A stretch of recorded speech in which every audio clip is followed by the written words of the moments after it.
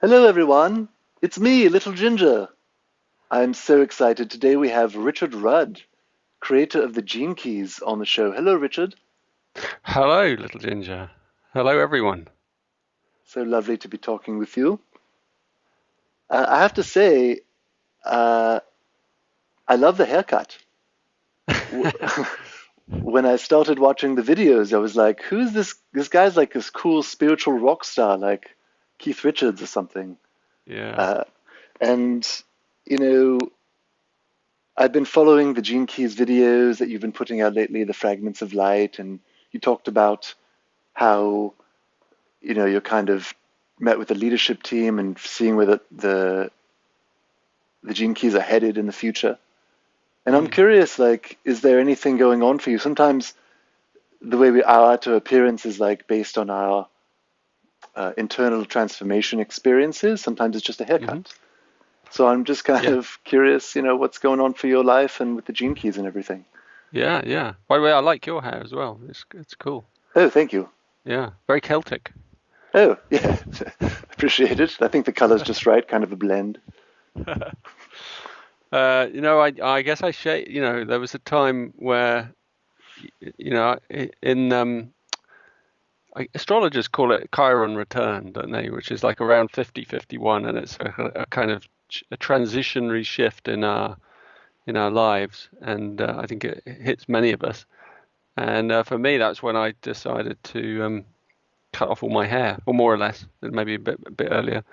But also, it was a friend of mine who just been badgering me for ages and just said, "You got to take that off. You got to take that off." And eventually, we did it. It looks good. It's distinguished. I Oh, like it. thank you. Yeah. I like the simplicity, and in a way, my work is coming down to simplicity, and my books are getting shorter, and everything is getting shorter. So That's it good. seems like a good trend. Yeah, I love the fragments of light. They're just these short, kind of beautiful. I don't know. To me, it looks like you're doing them in the morning, based on the light. Just Mm, kind of get up and take a deep breath and share something beautiful with the world. And I really have been appreciating those. that's exactly it. Yeah, it's nice. You just kind of roll out of bed, and then whatever's fresh in my awareness, I just share from there. Yeah, it's a nice thing to do. Yeah, I've listened to many of your audios as well. I've been working with the Gene Keys. I guess I Mm. should mention, or maybe you can mention a little bit about the Gene Keys for some of the audience who's never heard of it. Hmm. Mm. Yeah, do you want me to sort of say a little bit about it? That would be great. Yeah, sure. Here's the book. It's a big, big, big, thick book that is good for reading and also good for a doorstop if you don't enjoy it. Also, Um, this is like another edition. I had like an earlier one that was like a white cover. This is very I smooth. It's every time I touch it, I'm like, this is nice to touch this book. yes, yes, I know. Um, Thank you very much. Sure. The Gene Keys is basically a system of, I guess, self transformation, um, and it's based loosely on the I Ching, the Chinese I Ching. And so the book, for instance, is made up of these 64 chapters. And the 64 chapters are called the Gene Keys. So the 64 Gene Keys, which are codes, universal codes for all life. So it's based on a universal pattern that we see echoed in many areas in the world, in natural systems and in music and many places. And so the book came about from a very deep contemplation I did over a long period of time, many years, and then out of a series of revelations, I wrote the book, and then a series of teachings started to come out of the book as well, and that formed a whole synthesis. So Gene Keys is a real synthesis of many different systems of self transformation, from different cultures and different ways of thinking, from the scientific to the very mystical and esoteric, and it's quite a chunky work, but it's been shown to have a really good effect on people's lives. I could Puppets, say, I don't know about, but you're a new genus for me. So, we have spiritual lives too. well, It's I interesting imagine. for us, it's a little bit different.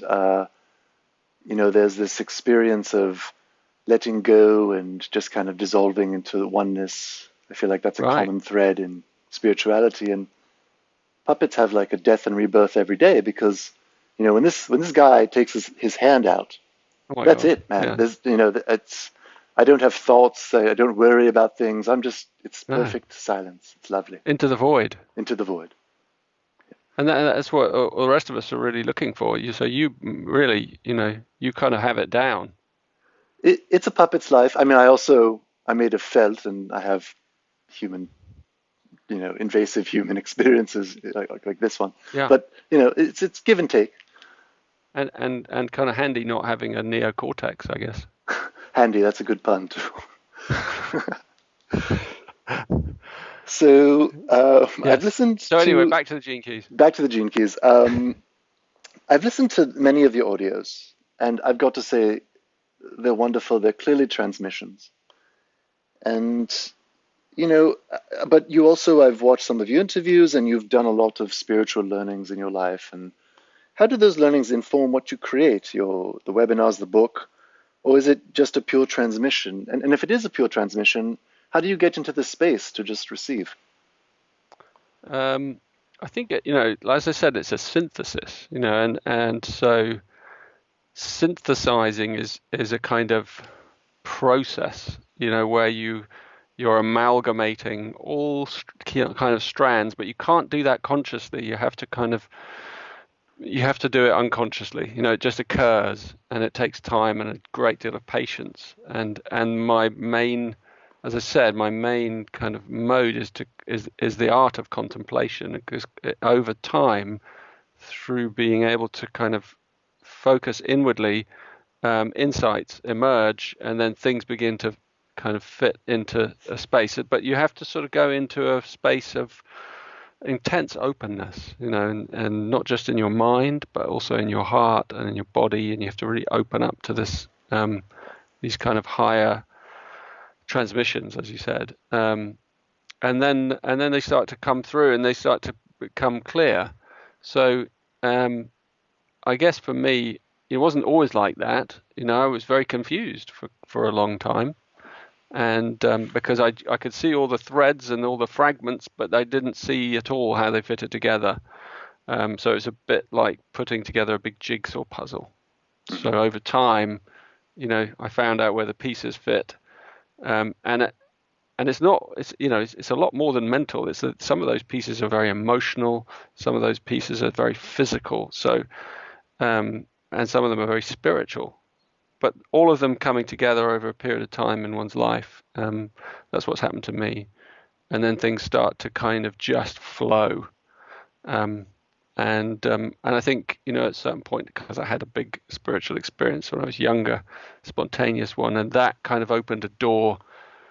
And once I could kind of, if I could keep that door slightly open, at the time it opened fully, and just kind of blew me away. But then it closed, and then I managed to kind of just prise it open a little bit, and keep it ajar, and and so I can kind of have access through that little gap, if I'm in the right space.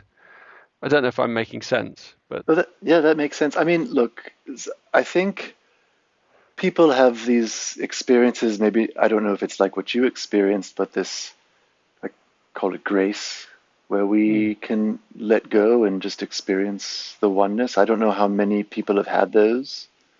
I have, um, mm, have you? and yes, just like I said, I'm a puppet, so I'm closer to the experience. But Yeah. um, sometimes in meditation, everything just kind of Mm, dissolves, and then just for a brief moment, there's nothing, and just light. mm, And is that? It sounds like you had a very deep and profound and a longer experience with that. mm.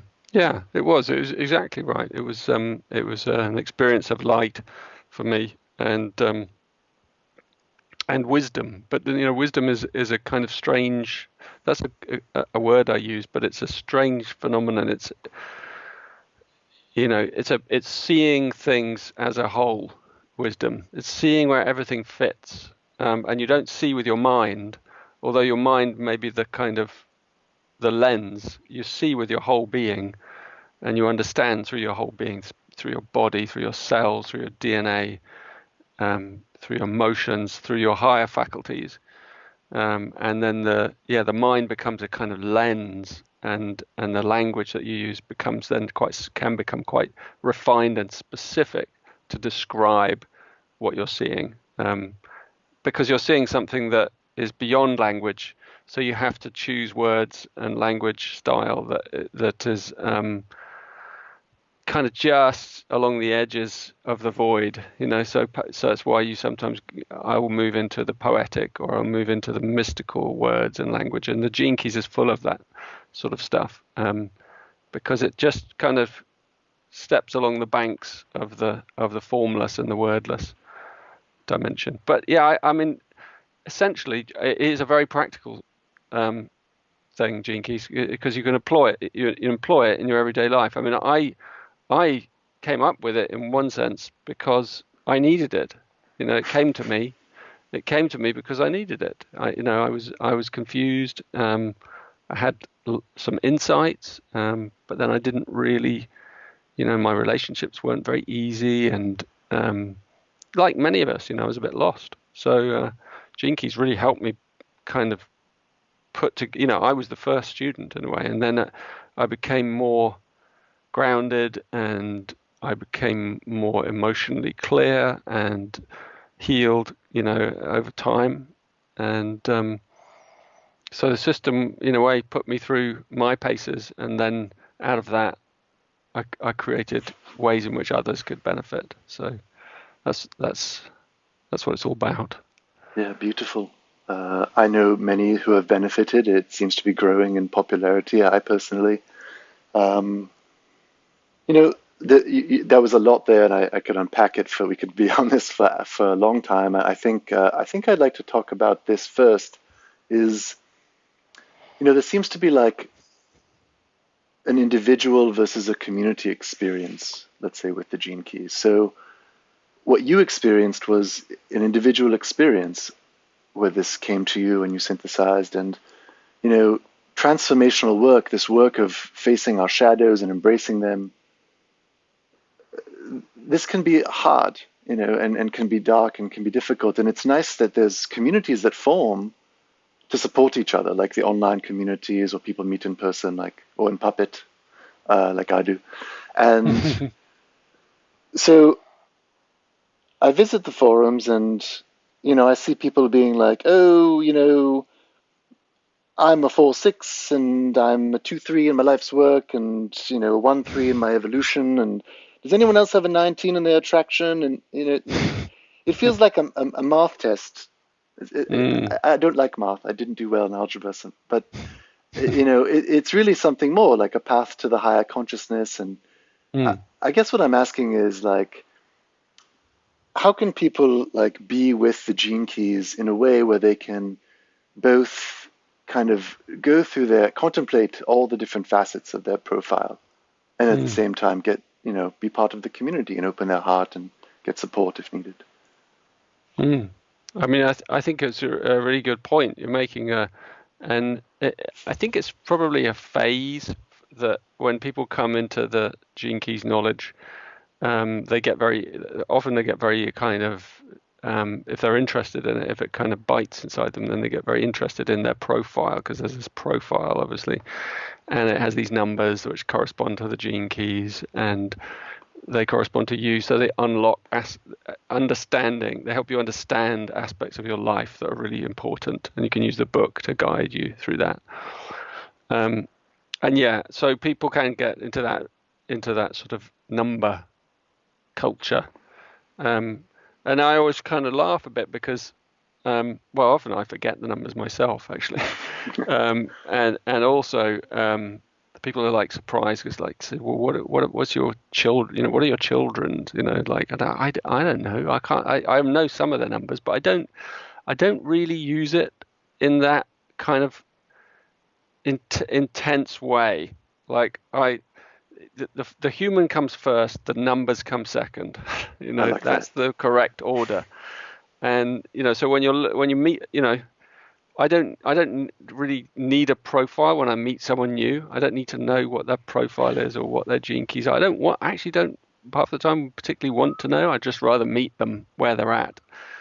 And it's interesting within the journey to then also look when you get to know someone, especially if they're grappling with something spiritual or something emotional, you then can turn to it and you can see insights and things. So yeah, it's a natural phase, and I think after a while of absorbing the wisdom and the knowledge, you begin to the actual kind of numbers and the keys become less important because you're embodying the wisdom itself. So they're part of the journey, but eventually I think you need to let them go when you're ready to.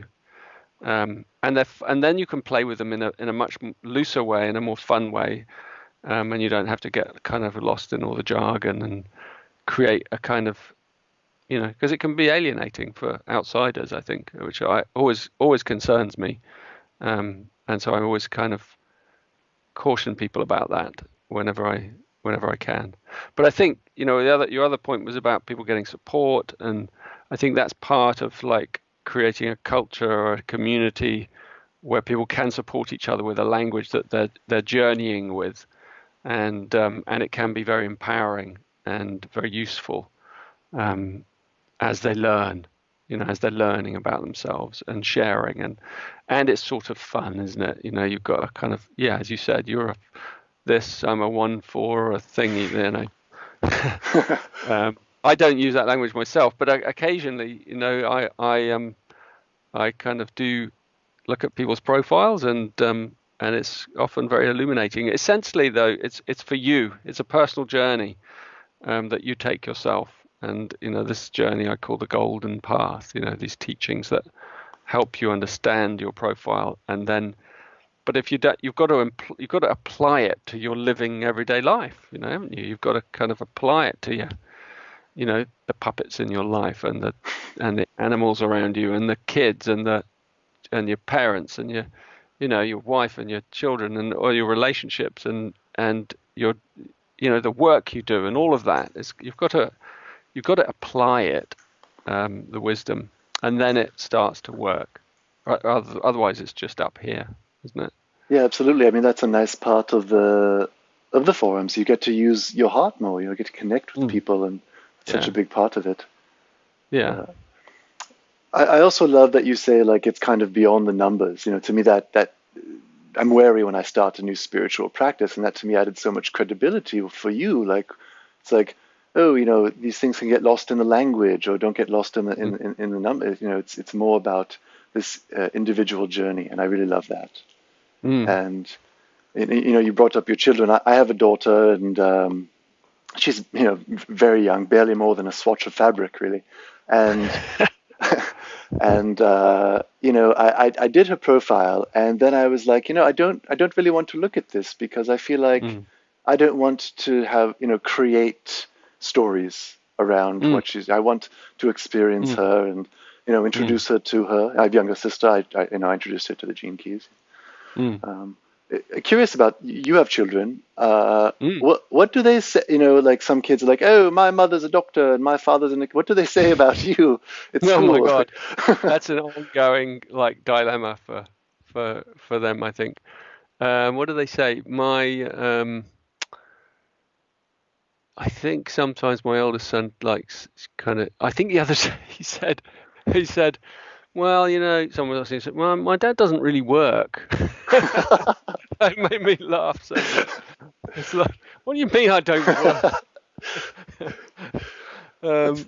So that was one thing, yeah. And then my other son likes to kind of tease me. You'd probably get on well with him, Ginger, because he will sort of come up to me and go, oh, you are doing the golden path. These are the journey of illumination. And he does this Indian accent, I like like that. teasing me like I'm some kind of guru. Oh, I see. Um, Accents are fun. Yeah. so, so he kind of understands what I do. But they kind of, you know, they do their best to explain what I do. A teacher, a philosopher, what are the mainstream words for something like this? A mystic? Yeah, that's a bit weird. It's kind of close to what I am, though. I suppose so. Like a writer, a teacher. Yeah. It's a Yeah. funny thing, isn't it? Trying to kind of explain your brand to someone. Yeah. But then again, the words don't necessarily matter, and especially with the kids, I guess at the end of the day, it's all about the hug, and Exactly. the connection. There is an aspect of the gene keys, with relationships, and I'm really spiritual. I'm pretty close to enlightenment, and just a few more days here, I'm sure. And but my wife isn't very spiritual, and she's not. She's a scientist, Hmm. and I talk about the gene keys a lot, and when we get into a fight, I'll be like, you need to do the gene keys, and babe, what's going on? What's going on over there? Are you talking about? Are you with your gene keys pals again? Who's this? Hello, babe. This butterfly, babe. This is Richard Rudd, creator of the gene keys. Are you a skeptic? So yeah, I just I'm busy and I don't really have time for this profile stuff. Excellent. And I'm living a good life. I'm happy. I don't understand what Ginger. Anyway, I have to go. Sorry. Nice to meet you, Richard. Nice to meet you. Oh, that was a fun surprise. I'm so sorry about that. So essentially, this is what I'm dealing with, and it's like, Yeah. I think I'm making a mistake, maybe like, oh, let me try to fix you with the gene keys, and I did your profile. And do you have any advice about Yes. relationships and working with the key? Put the profile away immediately. Okay. Um, well, it's kind of my situation, and right, people or find it funny sometimes because my wife is a kind of she's not that interested in the gene keys.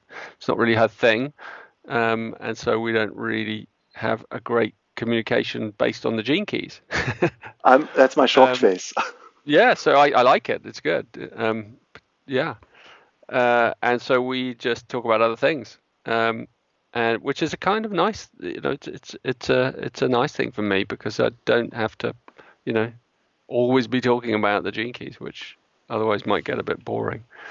Um, so yeah, I think it happens a lot. More often, it's the other way around, though. So more often, it's the kind of female partner that gets into the mystical stuff, and then the husband or the male partner. More often, there's a generalization, but like where they kind of not so interested, they're a bit more skeptical, um, and I just I recommend to people that um, you just do it for yourself, and you do the work on yourself, but you don't kind of you should never put it on someone else. It's like if they're not comfortable with it, you just back off, and you do the work inside yourself on yourself. And if it improves your character and your behavior, and you become more loving, and they notice it, then that is a good testament. Then they might say,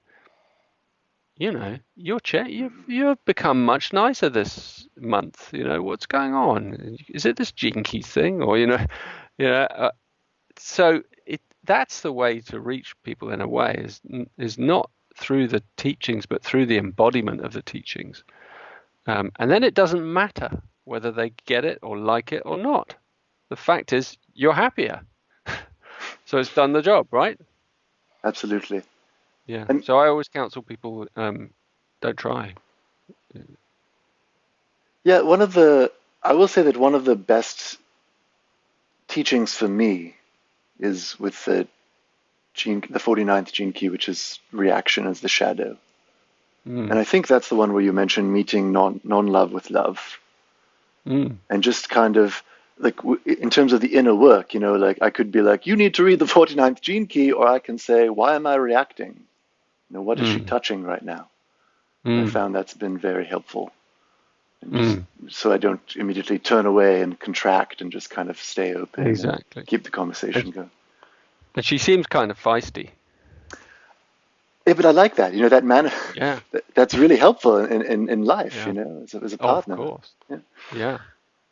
And you tend to always have the opposite, right? So like you're very contemplative and introverted, and she's probably quite kind of, more in the world, and you know and that's quite normal to have, that kind of opposition in relationships. That's why we're drawn to each other, but it does cause a lot of challenges. Yeah. In Absolutely. Gene Keys, we kind of, you might have come across this teaching called the Venus sequence as a part of the Golden Path that deals with relationships, and it helps people understand and be more forgiving, and it helps you kind of understand and transform your own shadows, the darker side of your nature, but transform it in the relationship, using the relationship as a means of doing that. And that's really a very powerful work, I think, and really helps improve the kind of climate, the weather in relationships if you do it over time. And it only takes one partner to do it. That's the beauty of it. Yeah, that's sometimes it's like, well, I'm doing the work. Why aren't you doing the work? Which is just seems like nonsense and judgment and Yeah, typical relationship stuff.